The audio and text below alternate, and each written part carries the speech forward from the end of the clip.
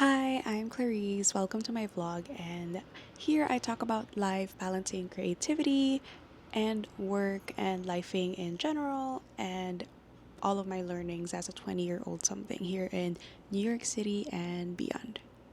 So, today I'm actually talking about something that has shaped me for the many years that I've stayed here, which is basically my learnings at work and kind of like balancing that with my life. I've worked as an employee in different industries here in the city and also briefly in Manila where I finished my college. And it wasn't actually the easiest transition just because there's like a lot of like cultural differences and changes when you're working in Manila in Asia and then also here in the US. So I wanted to create like an archive here that I could go back to since I'm actually also starting a new career pivot. If you haven't been seeing my stories on Instagram or if you don't follow me there, I actually started this highlight pivot for my close friends, just kind of like seeing the updates and what it is going into nursing school and actually going back to there and pivoting and yeah so I wanted to make this like back to school series kind of, which is because I am going back to school in a few weeks. And I've also recently gone back to working, and I think it's a good time to share the lessons that just stuck with me. Yep. And also disclaimer, obviously, everyone's work experience is different. There's like a lot of nuances in terms of what industry you work in and what location you are at. And I think the things that I'm going to be talking about are pretty universal workplace principles that are easy to follow. And actually, I want to break it down as I do this series. Start with number one, protect your time outside of work. So, one of the most important things that I should have learned earlier in my career is that I should not have access. I mean, work shouldn't have access to me all the time. And this was difficult. This was very difficult because I used to work in social media, in marketing, and it was hard because I had to do a lot of things in real time, and it seemed like I embodied like specific brands or accounts. But yeah, again, like I said, this really depends on the industry that you work out, but I think it's still possible. And unless communication is needed or it's an emergency outside of working hours, I wouldn't really get it. And now, recently, I started working as a medical coordinator, and oh my gosh, it changed my life because all the trauma that I had dun sa mga dati kong trabaho, like, shit. Kasi, ang dami kong beses na lagi akong nagsisay ng yes sa mga bosses ko. Siguro, dala na rin ng bago ako dito. But, I learned that even when you're pivoting into actually, especially healthcare, you will need to have the strongest or most firm boundaries that you have. And even as a medical coordinator, not even as a nurse yet. And because also I study at the same time, it's such a hard balance to maintain. And of course, I'm trying to maintain like straight A grades and, trying to make sure like I give the best patient care as a medical coordinator, working alongside the nurse. But still, as like my nurse supervisor said, you need to have firm boundaries of when people can contact you. And yes, they need to know when you're working or not. That is one of their responsibilities before they actually reach out to you. Number two, keep learning beyond your job description. I cannot stress this enough because I think one of the things that we tend to unlearn as we grow old is actually to be curious and ask questions because we're just tired. I think we're just tired. Kasi gusto na lang natin matapos yung work day and just wanna get over things. But I think, especially if you have some downtime at work, it pays off that you ask yourself certain questions and also be curious about the job itself. So, it could be that you want to learn a specific software or maybe how to organize specific information better, or you want to be a better communicator of a specific type of information. And just kind of like an example, before when I used to work in marketing, I would do weekly meetings, and I feel like yung time na yon hindi pa ganun kalakas yung personality ko as an employee. Parang hindi ganun ako ka-assertive. Kasi merong beses talaga na talagang parang throw ko na lang talaga under the bus ng boss mo. Wala ka sa buhay mo.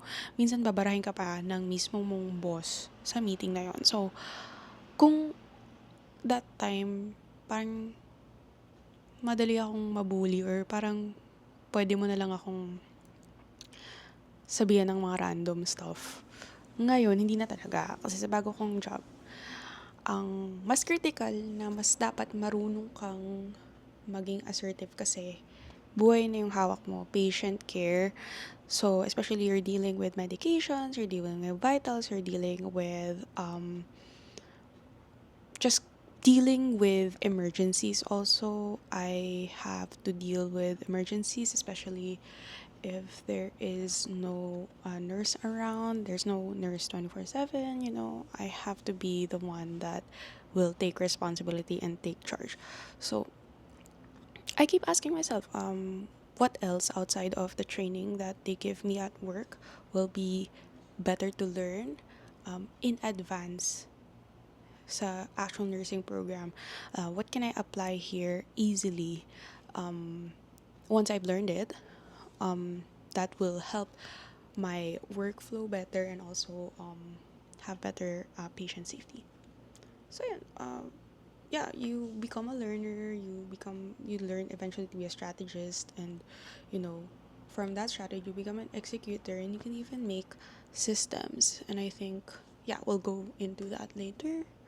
So number three, keep a running list of your achievements. This is also very important, not just as a way to motivate yourself and also keep track of your progress as a person in a new job or in a new role, but also this is a way easily to keep track of what you're doing when you want to negotiate a new salary or a new job role or promotion that you want to do. And this was something that early on I actually learned, and I was able to apply it when I was in marketing because I thought, why not create a list to motivate myself? Kasi parang pag nakita mo yung list, parang, ay, girl, ito yung ginawa ko nitong day na to, and then I actually turned it around even though may emergency, ganyan-ganyan, na mitigate ko yung error, blah, blah, blah, or hindi, kahit hindi mo error, basta na-mitigate mo yung risk, ganun. Basically, nakaka-proud yun kasi makikita mo na, okay, from this month, etong timestamp na to, etong date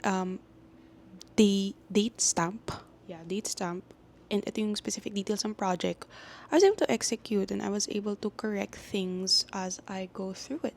So, pagdating ng mga annual meetings, annual check-ins with my boss, I was able to highlight clearly assertive with the assertive voice and tone that I have, not being rude or anything, but I was able to proudly say that, hey, I was actually able to contribute through XYZ.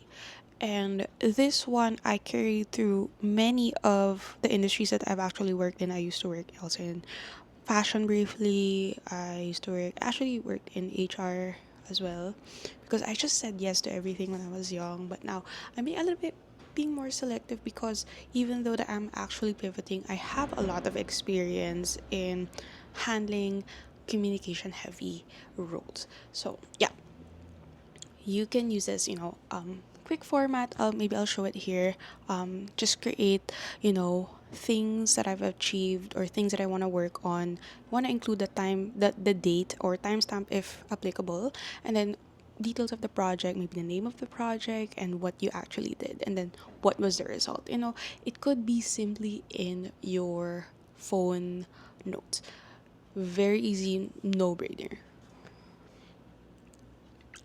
Number four, always keep your career files ready. And this one is basically pretty straightforward. I think a lot of people are learning to do this now. More and more people are learning to do this more efficiently, just because like we have more tools. I know, keep your resume updated. I think being able to research specifically what format. Kasi for example dito sa US, kasi meron silang software. I have to recall what specific software is that, but that specific software already scans out a lot of the keywords in your resume. So if you give yourself some time to do research on what resume format is best and what keywords to use, that would be super helpful. And also that being reflected into your LinkedIn is great because people, you are searchable, but then also I would be, as a person who works in social media, I would limit my privacy settings to those na may mutuals. I wouldn't put it super like public. Even my portfolio, may private area yung portfolio ko because I don't want to show everything. I just want to show like kind of like the overview of what the output is, but not all of the trade secrets or whatever. But yeah, and then also keep your portfolio or examples for work organized. I think I mentioned that. Like I said, at least for me, when I worked heavily with creative stuff, visual stuff, I had a website that I maintained that was an investment for myself, even though that I didn't work full time as an illustrator. It was a culmination of all my creative and visual work. And ang ganda kasi meron kang easy link that they can access, and then meron na siyang password. So if you want to protect specific areas of your website, just put a password. And then if you want specific content na makita ng specific people, then you can cater to that. So it's almost like you're catering it to what they want to see, what you want to highlight. And the lastly under that is you have a handy list of references. I think hand in hand as you go through different jobs, you want to keep really good relationships with the people you've worked with, even though na hindi mo talaga sila bet. Kahit di mo sila bet katrabaho. Also being mentored by many people that I admire in different industries, and also my brother who he works in the IT architecture space. He always told me that I should learn how to navigate parang pagka, and also my mom, sinasabi niya na, kasi my mom's a businesswoman, sinasabi niya na, dapat pag umexit ka ng isang company, you wanna make sure na umexit ka ng matiwasay. Pero also, alam mo yung stuff mo, alam mo kung where you stand, pero at the same time, don't burn bridges kahit sobrang ayaw mo talaga. Unless they do something like really, really bad, like abuse or whatever, like something illegal or whatever, right? So, yeah, you want to make that list. I wouldn't include it I wouldn't include it sa resume, honestly, just because like I feel like if you give your resume easily during the early stages of application, I think it's too early to give any references. I think it's best you're giving them too much information. So I think it's best to save it when they actually ask it, or you're into like the second part of the interview, blah blah blah, or something like that, right? And then fifth is build a system that makes work and school work together. And I think this is very important. I think I have some experience already to talk about this because I have had, like, I'm doing my nursing prereqs and two SEMs na. My GPA is high. I'm on the dean's list. So I think I have the credential to talk about this also while working as a medical coordinator. Um, so ito yung pinaka-relevant for me and I think for a lot of people who are pivoting to different industries. Hindi ka talaga pwede mag-rely sa motivation eh. Kailangan mo talaga ng systems. As simple as how you pack your lunch, when you pack your lunch, where you eat your lunch. Very specific. Pero hindi naman tayo nag-micromanage, di ba? Hindi naman tayo sobrang rigid. Pero, for example, may bag mo papuntang work, tapos may same bag mo papunta ng school. You want to have like yung mga modules, yung mga bag, parang ito for work, ito yung for school. O, so swap mo na lang yon. So, I actually want to create a video where I talk about my routine and what has worked for me for the past years. Years talaga kasi I think I always like study something even while working. Even though na talagang to the point of burnout, which is not good. Like I'm trying to unlearn that. And I think I've unlearned it already, but yeah. You need systems. So where you put your assignments, when you actually go to the library, when you how you study, how strategic you study, how you intake the information that you need to take, and kind of like practice like, okay, these are the quizzes that I kind of like want to practice for myself even though na exams are weeks out. I want to be there. I want to practice earlier. And then bonus learning is learn how to be a direct communicator. I think this could be straightforward, but then also not so straightforward. This is something that I'm actively working on. Being direct doesn't mean you're rude. You're just saying something more precise and you're down to the point. And you'll only explain if you see that the person that you're communicating to is showing some signs of confusion in their faces. I think you will know that, or they ask certain questions. But even if they don't ask certain questions, you want to give a brief context as well. So, yeah, I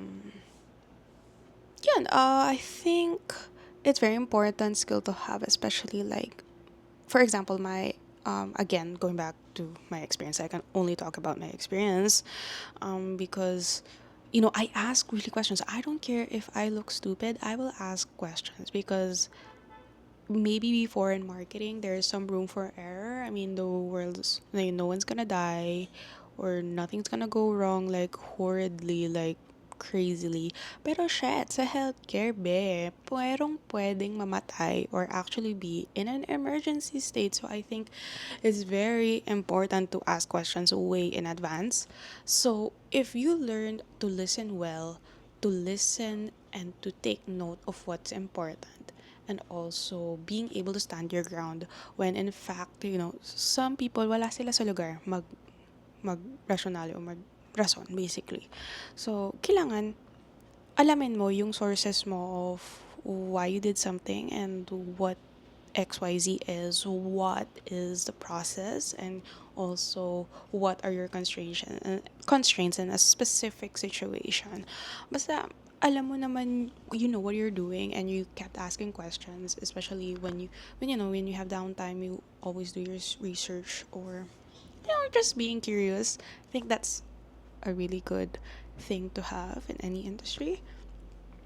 Listen and stand your ground. You can do both. So, yun ang mga big things that I've learned from corporate life and then I'm bringing with me to healthcare. And I think you can, yeah, definitely apply to any industry. And I'm actually, this is like my first video again for a very long time that I've uploaded something, and I'm very excited to share some of the ideas that have been brewing in my mind because they're in the like the topics of systems, routines, and just being more practical, finding joy, balancing joy, creativity, and also like new big changes in our lives. So, and I'm entering this new season, so I hope I'm sharing, parts that I think will help you too. So, I hope this video gave you something to think about, and I'll see you at the next one.